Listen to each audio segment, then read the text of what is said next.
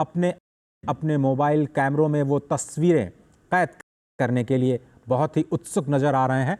और ये जो नज़ारा है अब से थोड़ी देर पहले का, जहां पर भव्य बैनर्स के जरिए प्रधानमंत्री नरेंद्र मोदी का स्वागत करने के लिए तैयार अयोध्या को प्रदर्शित किया गया है।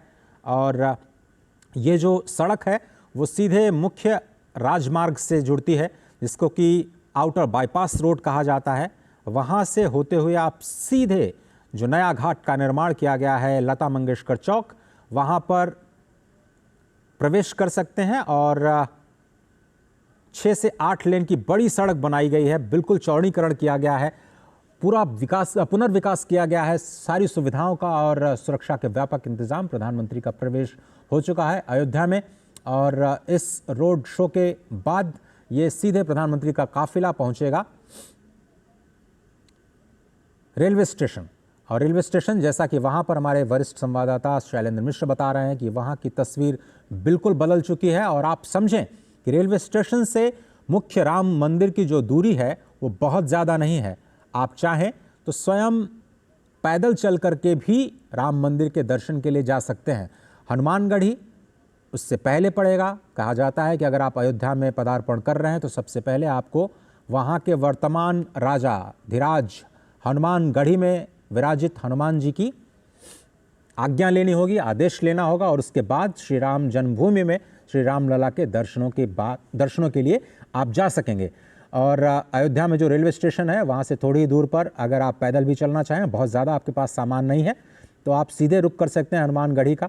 वहाँ पर दर्शन के पश्चात वहाँ से बिल्कुल वॉकिंग डिस्टेंस पे आज का जो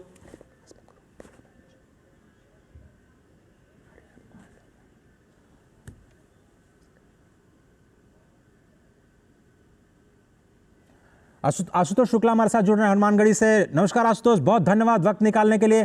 थोड़ा सा हमें माहौल पहुंचाने की कोशिश करिए अपने जरिए, अपने शब्दों के जरिए। क्या है वहां पर प्रधानमंत्री के आगमन के बाद अयोध्या में क्या कुछ बदला? देखिए, अगर हम अजय कहें तो आज के अतिरेक को देख सकते हैं, जो भक्ति का अतिरेक है, आवेग है, और जिस तरीके से अयोध्या के लोगों का उत्साह है, इसको शब्दों में बात करना बड़ा मुश्किल होगा। कारण स्पष्ट है कि आज का जो ये लोगों का यहाँ पर इकट्ठा होना है, वो इकट्ठा अनायास नहीं हुआ है। भक्त पूर्ण भाव से इकट्ठा हुए हैं, उनमें रोष नहीं है, इसमें शांति है, इसमें उत्साह है, इसमें एक संतुष्ट का भाव दिखाई देता है। अयोध्या यही संतुष्टि चाहती थी वर्षों वर्ष को, 500 वर्षों के लगातार संघर्ष के बाद जब यही स्थिति आई है कि भगवान श्री राम लला की प्रतिष्ठा से प्रधानमंत्री नरेंद्र मोदी 22 जनवरी को आएंगे।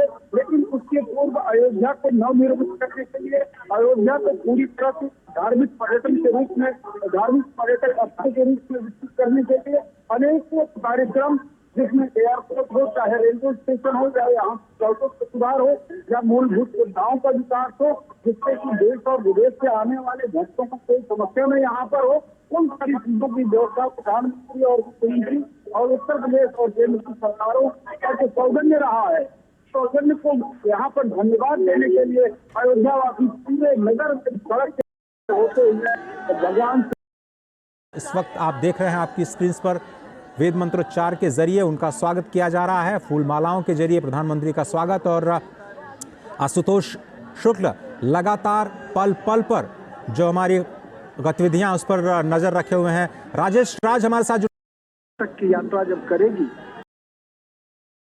स्तंभ है अलग मार्ग पर, थोड़ी थोड़ी जगह पर आपको सुलभ शौचालय दिखाई देंगे, यानी बिल्कुल स्वच्छता का ख्याल रखा जाएगा। प्रधानमंत्री जिसके लिए हमेशा कहते रहे हैं कि जो भी तीर्थयात्री आएँ वो अपना ख्याल रखें, साथ ही साथ शहर का ख्याल रखें, उस तीर्थ का ख्याल रखें जहां पर वो तीर्थाटन के लिए, पर्यटन के लिए जा रहे हैं।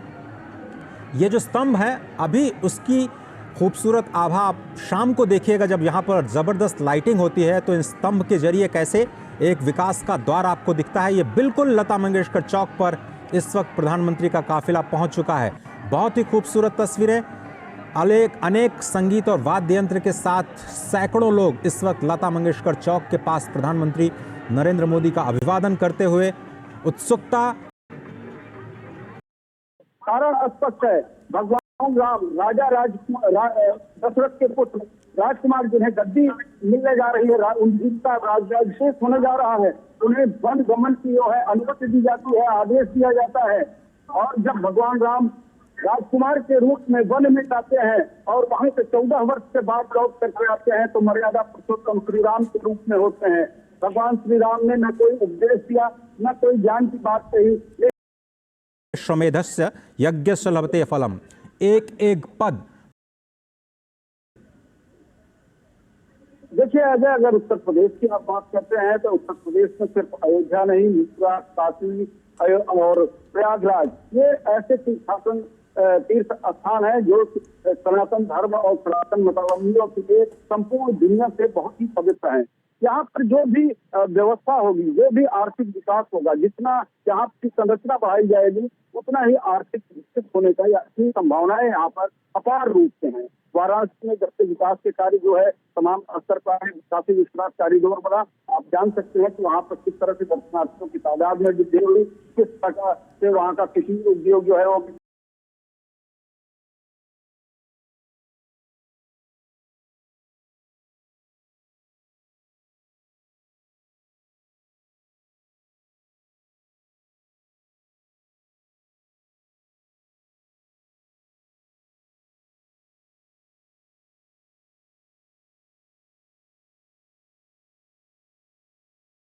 इस तरह से आसपास की जो खपत की, चाहे वो सब्जी की हो चाहे अन्य चीजों की हो, सारी खपत बढ़ी और समाज के सारे तबकों को जो है उसका लाभ मिला, आर्थिक रूप से उन्हें संपन्नता आई।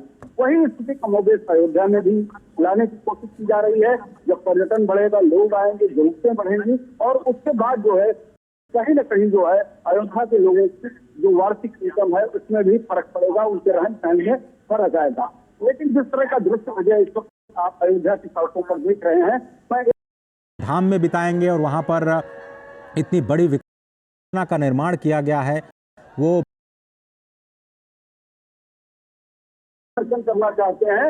मैं ये कह और सही कहा आपने कि बैंगलोर से भी तो जुड़ रहे हैं हम लोग नई ट्रेन के जरिए।